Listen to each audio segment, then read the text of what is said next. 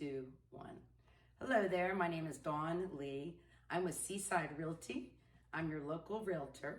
And today's Community Spotlight, I have Natasha Gammon with Coupe and Company.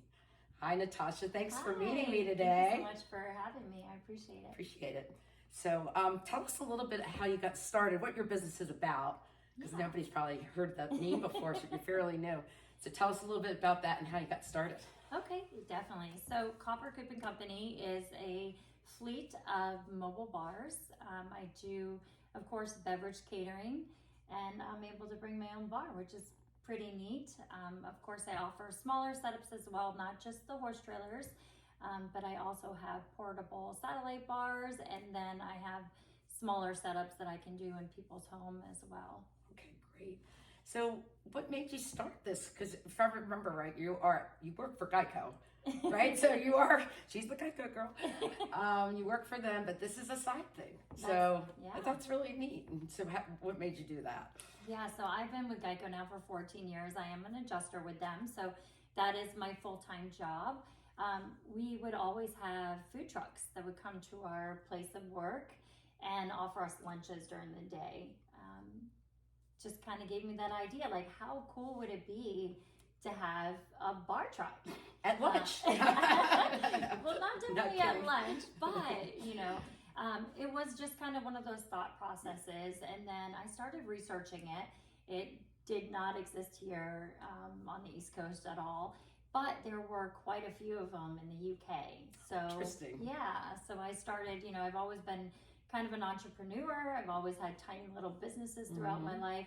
So I started really researching how to do it, what it needs, what type of requirements there were. And then I had to get around the hurdle of ABC and Virginia State and, financing and, how I wanted to actually go about starting it. Business. Yeah. And I have to ask you, because we all know about COVID and you started in 2018. So obviously it's hard to start a company and it took some time. And then you hit that. And what did you learn from that? So COVID was definitely interesting because prior to COVID, I was doing like festivals and, charity events and things. I wasn't really turning a profit. So I was trying to take all my money from 2017 into 2018 and really launch myself into the wedding industry. Having invested into those expos and getting a ton of leads and a ton of exposure and really showing people what I was capable of and kind of bringing this new concept onto the wedding scene, which was exciting. COVID kind of put a little nail in that for me. It did cause quite a few weddings to cancel or postpone or be delayed. However, the upside of that downside is that I was able to come out on top because it started this whole new trend of outdoor weddings and not keeping people inside and keeping people safe. So it really helped for those people that wanted to have those outdoor events and not have to worry about their guests and how safe they feel. So. I love hearing those stories of the positive sides of such a terrible time in our lives. So that's great news for you. I'm really proud and happy for you. That's awesome. What other kind of, I know your weddings are a specialty. Tell us about other parties that you have. Oh, so I've done some really fun parties. I've done things for communities.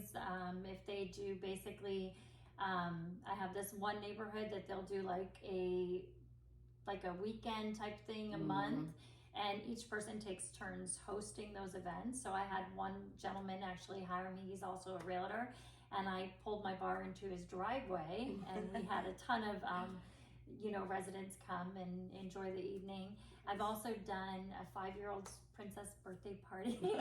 So that was really fun. We got to do some really cool creative mocktails for the kids using candies and nice, fun, less sugar options, for them. And then, of course, we had some good hydrations for the adults too. Wouldn't be a good kids party without that. Let's get that straight. Yeah.